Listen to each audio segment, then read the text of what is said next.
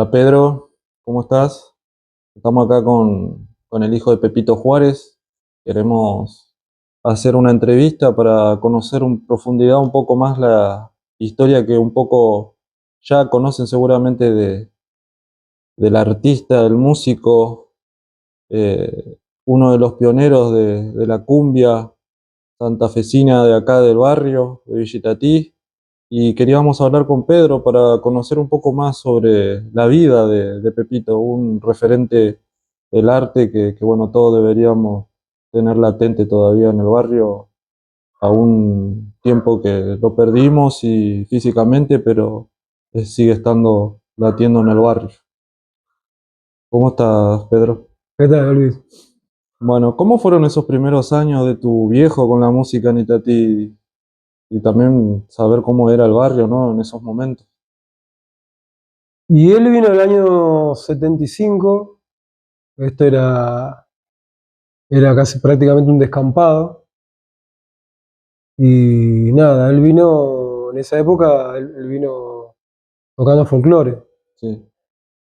Entonces, bueno, él, qué sé yo, iba mucho a las peñas. En esa época había peñas en Lanús, así que iba para esos lados, para Chingola, Avellaneda. Acá por ahí no estaba muy interesado, digamos, no había mucho acá en la zona.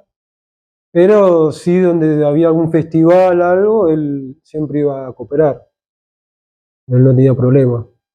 Y bueno, después, igual la villa creció muy rápido. En menos de 10 años creció bastante. En ¿Qué año llega tu viejo acá? 75, 75. claro. Y ¿vos qué sentís que lo impulsó a él ser uno de los primeros en hacer esto, ¿no? Arte. Y eh, él estaba atrás de siempre de la música, de difundir lo que era él, mostrar y lo que hacía. Porque también vamos a ir a una época que no cualquiera tocaba la guitarra. Lo más común en el año 70 era, qué sé yo, la primavera, la guitarra en los bosques de Palermo, qué sé yo, Juan Pereira. Y no cualquiera toca la guitarra. Hoy en día, bueno, hoy en día es muy común. Pero en esa época no. Y él, bueno, a ser autodidacta, él sabía, por ahí no lo sabía explicar, pero se manifestaba de esa manera, con su guitarra. Y él de oído siempre cantaba todo. Y bueno, le gustaba. Desde chico le llamó la atención, él me ha contado que en el medio del campo, él se iba cerca a una pulpería, ¿no? Él es de Loma Verde, en Leales, Tucumán. Y nada, escuchó como tocar la guitarra y le encantó. Y él tenía la ansia de decir, yo quiero tocar la guitarra. Pero también él, al ser muy pobre, no tenía esa facilidad de decir, bueno, che, consígame una guitarra. Eh, entonces él a los 14 años se fabricó una guitarra y empezó a tocar y bueno, y a componer y a escuchar también. Iba a pulpería a escuchar y a hacer, bueno, música. Después esta guitarra se perdió porque él cuando cumplió 18 se lo dejó a un tío, la guitarra. Se fue a hacer la colimba, cuando volvió ya la guitarra, bueno, se le habían vendido. Pero eso él como que no lo tomó como una anécdota. Se consiguió otra guitarra y bueno, siguió así. Y así tuvo en su vida un montón de guitarras. Eh, ¿Cómo fue ese paso de tu viejo de pasar de la criolla o la guitarra clásica a eso de lo... Porque el contexto era muy diferente también, la música de esa época también era diferente, el público, ¿cómo era adaptarse? ¿Cómo se adaptó tu viejo a eso? Mirá, es como un momento, digamos, la tendencia en los 80 es como que todo cambió, reinaba mucho el pop, pero si vamos a esa época, lamentablemente también teníamos estereotipos, ¿no? A ver, lamentablemente la villa era siempre en la sociedad lo más abajo, ¿no? No sé si hoy en día están así, pero en esa época era, viste, vivís en la villa. Eh, y bueno, la cumbia es de la villa. Claro, de los de Mi abajo. viejo, mi viejo era el folclore. Y dice, no, yo vivo en la villa.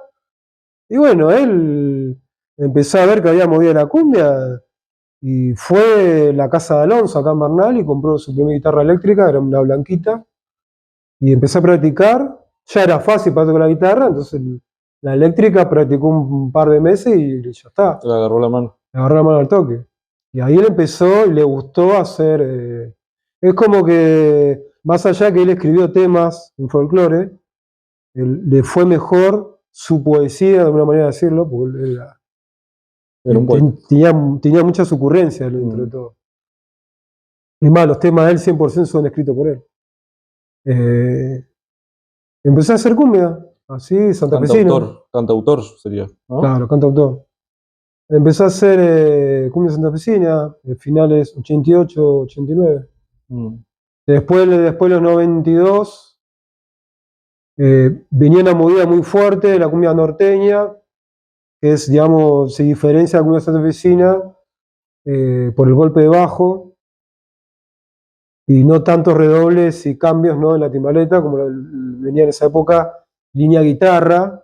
O vos santafesino tenés línea guitarra y línea acordeón. Acá la movida acá en zona sur siempre fue línea guitarra. Mm. Por eso vos escuchabas santafesino de esa época, es línea guitarra, acá, ¿no?, en Buenos Aires. Por ahí si te remontás para Santa Fe, más línea de acordeón. Pero en realidad que acá sonaba mucho la línea guitarra. Prácticamente la guitarra está todo el día jugando en los temas, en la cumbia santafesina, de esa época, ¿no? Y nada, después vio que había una tendencia muy fuerte de la cumbia norteña, que ya se incluía ya el órgano, Sí. y bueno, y se tiró para ese lado, y como que le gustó porque seguía manteniendo, él podía comunicarse, ¿no? Y escribir en lo que a él le gustaba. Y si tuvieses que describir el sello o el sonido de Pepito, ¿cómo sería? ¿Qué ritmo lo movían y qué historia elegía contar él con sus canciones o interpretaciones que hacía? No, a él le encantaba la música VIP. Él le decía música VIP de los 70. Mm. A él eso le encantaba. Él lo vivió eso. Eh, Vivió los 70, vivió todos esos cambios que hubo en la música. Porque bueno, él cuando viene a Tucumán, viene a vivir al centro de. Pasó por Garnica, anduvo viviendo por Solano y después se fue a Capital a vivir. Él estuvo laburando en La Bola Loca. La Bola Loca muy conocido y ahí venían muchos artistas. Y él vivió todo eso. También, bueno, conoció La Perla, ahí también conoció la movida rockera por los amigos de él. Y a todo eso él arrastra a sus amigos, que eran rockeros, a formar una banda de folclore. Mm. Él tenía esas cosas que te convencía, ¿viste? Sí, muy Y persuasivo. él llevó a sus amigos, bueno, que hoy, bueno, se fueron muriendo de a poco, ¿no? Él fue el último, que bueno, ya de estar, no sé, supongo de estar tocando arriba ahí con ellos. Grabó en esa época, bueno, estaba los discos de vinilo. Grabó 3 temas en folclores con ellos. Después, bueno, cada uno siguió su vida, ¿no? Él en el 75 viene para acá, sigue haciendo folclore, él solo, y bueno, después se pasa por la cumbia y empieza a conocer a la gente de acá alrededor. Y bueno, ya se quedó con la cumbia. Pero vos le dabas la guitarra criolla y él te cantaba cualquier tema que le pidas. Le daba la vuelta de la guitarra como él quería, con lo que es folclore. Mm. Y también, digamos, para él era fácil lo que es la cumbia norteña, bueno, todo lo conocido, él los punteos los saca como si nada. Siempre a veces ponerle, sacar los punteos, no sé, en su época de 7 lunas, de la nueva luna, para practicar. Pero él le gustaba mucho la música VIP. Él decía música VIP, decía. Música. Venía a hacer la música del Club de Clan. Claro. De Palito Ortega. No, él tenía una historia muy particular con Palito Ortega. No le gustaba Palito Ortega. No, él cuando viene acá, él, Palito Ortega se hace primero famoso, ¿no? Él cuando viene acá a Buenos Aires trata de comunicarse con Palito porque Palito es Tucumán. Y bueno, ahí él va en el estudio así, hola Palito, yo soy paisano de Tucumán. Y Palito lo saludó, bueno, después hablamos y ahí nunca más le dio bola, Palito. Entonces mi viejo me dice, bueno. Y mi viejo siempre la caga, ¿viste? Y lo hace así, que se va a cagar, ¿viste? Sí. No, nada, Palito no lo podía escuchar. Después todo lo demás sí, además se ha cruzado con Nicky John del Club de Clan, cuando tocó en el año 94 en Costa Salguero. Él ya estaba con la cumbia, tocando cumbia, y nada, ese día la gente pedía por él. Nicky Johnny hacía mímica y hacía con el órgano un par de temas, que también en esa época era algo novedoso porque él hacía el tipo karaoke. Claro. Pero lo hacía ponía ¿cómo se llama? La pista y él hacía que tocaba el órgano. No le dio mola. Mi viejo subió con todo el equipo, con el timbaletero, todo ahí, en una fiesta gastronómica y la gente aplaudía y pidió de vuelta que suba él. Sí. A Nicky Johnny se podía dar media vuelta y fue a la mierda. Ese día también estuvo Beto César, me acuerdo. No, ese día mi viejo estaba re contento. Ahí le gustaba todo eso. Pero él tenía un problema en la difusión, nada más. Bueno, pero digamos, lamentablemente es así, si no te sabes también promocionar, ¿entendés? Por ahí algo bueno queda ahí en el tiempo, ¿viste? Sí. Eso es lo que él decía. No se manejaba con representante tu viejo. Intentó, pero en definitiva el que salía más a buscar baile era él. Ponía el cuerpo entonces a pleno. Él iba a trabajar, iba a ensayar, componía. Era un obrero del arte, literalmente. Mi viejo le gustaba dormir la siesta, eso sí, seguro, era sagrada. Pero no, mi viejo había días que salía a buscar lugares para tocar, teniendo él un representante. Él no se quedaba quieto, iba, que esto, que el otro, iba a buscar los músicos, porque él había música, eso igual lo hizo hasta el último momento. Después él también cambió varios músicos, formó varios grupos, pero siempre andaba buscando los músicos. Sí. Porque eran pibes los músicos. Sí. Entonces lo tenía que llevar a la casa, traerlo, buscarlo. Pero yo creo que en el fondo le gustaba eso, porque lo hacía. Él tenía la frase, no hay que dejarse vencer. Una frase, creo una marca registrada de él prácticamente. No dejarse vencer. Entonces le ponía, si él tenía que ir con los equipos, es más, una anécdota que me cuenta, se fueron a tocar un baile y en esa época hacer un flete era, digamos, apenas había comprado la guitarra y un equipo, encima que ni era de él, que se lo alquilaba de Alonso, y había que trasladarlo. Entonces él hacía con la bandita que tenía, su primero, que era de santafesino, acá del barrio, de la gente, uno se iba a la parada y paraba el colectivo y los otros se escondían con los equipos atrás de un árbol. Entonces después cuando paraba el colectivo iban todos y subían los equipos. Ya cuando los colectiveros se dieron cuenta ya estaban arriba. Con los equipos y todo, los instrumentos, todo. Eso lo hizo varias veces. Sí. Le buscaba la vuelta, de alguna u otra manera. La supervivencia del artista. Sí, es picardía. Él se caga de risa porque era picardía, porque después él contaba y se caga de risa. Esas cosas, era una picardía. Después en su momento, bueno, le hacía Oscar de la Ponde. Le hacía, con la estanciera le hizo un par de fletes. Y si no podía, bueno, buscaba la forma. O iba a caminar a cuadras con los equipos para ir al lugar a tomarse colectivo, o en el tren. Se la buscaba. Se la rebuscaba tu viejo. Sí, sí, no. Era una. Se ponía disponible él. Sí. Y si no le ayudaban, iba él solo, se mandaba él solo. Lo hizo hasta el último momento. Hasta el punto de hacer un poco testarudo también, ¿no? Pero sí, él no tenía problema. No sé, una vez, por ejemplo, no había hecho esa parte de la música, porque no solamente en eso, en otras cosas también. Por ejemplo, en la cuadra, nosotros vivíamos en Chapeyú, él fue uno de los primeros que hizo una losa. Y él, como no conseguía maderas, hizo la losa con chapa. Mm. Hasta el hoy sigue estando la losa esa. Y él lo hizo con. Todos le decían, pasaba, no, eso se va a caer, se va a caer. Y yo me acuerdo porque era chiquito y miraba yo, y dormíamos adentro, estaba todo apuntado con madera, Mm. y las chapas estaban ahí, y él cargó la losa con un hombre que pasaba ahí, alcohólico, ¿no? Mm. Le dio unos par de mangos, palearon todo el día y la cargaron. Y la losa sigue estando ahí, no se cayó. ¿Cuántos años tendría eso? Y esto fue la losa de los años, habrá sido 85, 84. Mira, Fue una de las primeras losas construcciones de losa. de losa, al menos en esa cuadra. Mm. Acá, lo que es para esta zona, ya había. Pero en esa cuadra no había, eran todo techo de. En esa época, bueno, era como un techo de cartón.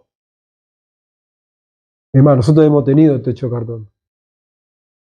Y él, nada, se le ocurrió eso preguntando. Nosotros teníamos un vecino que se llama Galinde, también muy conocido, Mm.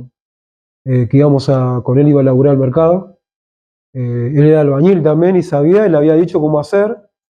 Y él se mandó. Y después hizo el piso. Nosotros teníamos piso de tierra.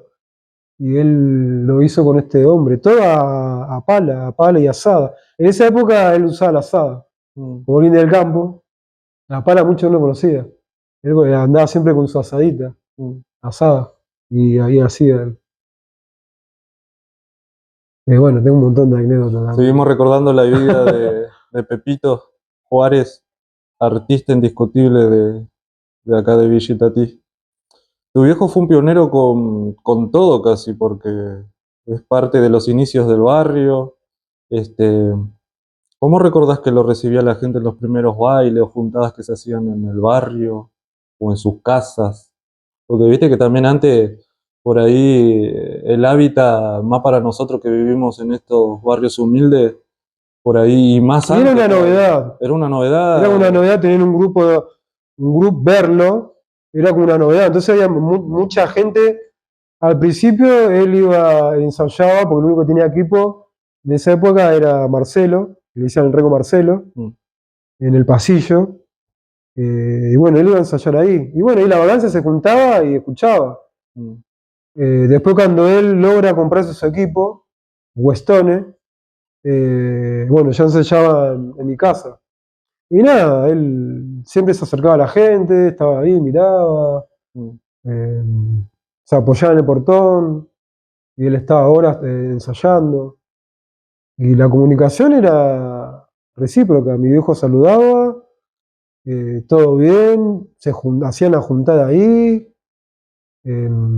Nada, él siempre con el respeto, nunca no vas a escuchar una malas palabras con algo, o una discusión con el vecino, o por ahí pasaba, como toda la avance acá, por ahí venía medio entonado, Mm. y dijo, bueno, amigo, ¿cómo andás? ¿Todo bien? Sabía manejarlo muy bien eso. En eso era excelente, que ni yo sé cómo hacía. No, era increíble. No, él tenía ese. Fue parte de su carisma era. Claro, era muy humilde y era carismático, sí, demasiado. Con las personas del barrio Mm. no. No, Sentí que para los no. vecinos tu papá era como esto, representaba eh, ese artista, ese vecino, que bueno, no dejaba de ser, más allá de que era artista, músico, era un Es vecino. que, claro, aparte de que él sea músico, hoy en día me para la gente, Pepito, Pepito acá, Pepito allá, Pepito guitarrero. Y después gente que dice que buen vecino, nunca un problema, un tipo tranquilo, ¿no? Raro que él esté haciendo quilombo, no sé, en el medio de la calle, ¿no? Él en su vida era el fútbol, que era de Boca, fanático de Boca, muy futbolero, y la música. Mm. Y era eso, raro como toda una discusión ahí cuando jugaba la pelota, como todo, un roce. Mm. Parte Pero del folclore después, del fútbol. pero claro, después estaban ahí, hola, chau, se saludaban, paraban, se ¿Cuándo jugamos de hablaban. vuelta? Así hasta último momento, hasta el día de hoy lo recuerda mi viejo Cuando ganó un campeonato en la Ponderosa, ganó en Las Piedritas, en la cancha de Ferro.